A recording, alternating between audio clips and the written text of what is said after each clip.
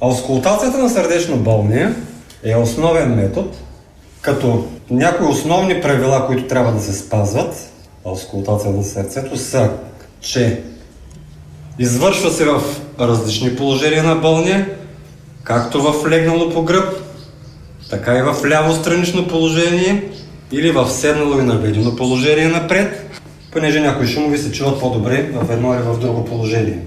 Пациентът диша спокойно или повърхностно. Използва се както мембраната на стетоскопа, така и фунийката на слушалката при аускултация на сърцето, защото високочастотните шумове, като първи и втори тон и инсуфисцентни, се чуват по-добре с мембраната, а нискочастотните, като диастоличния шум при митрална стеноза, по-добре с фунийката. Следващото важно правило е правилото за разделното слушане, т.е. първо се обръща внимание на сърдечните тонове, дали има някаква промяна, след това на фазите на сърдечната дейност, систола и диастола, дали се чуват някакви допълнителни шумове.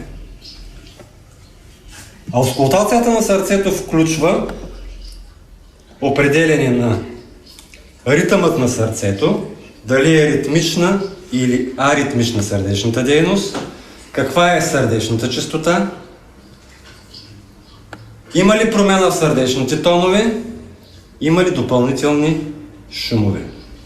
Аускултацията на сърцето включва аускултация на основните аускултаторни точки на четирите клапи, които нормално са митрална клапа в областта на сърдечният връх, който нормално при здравие в пето ляво междуребрие, малко навътре от медиоклавикуларна линия.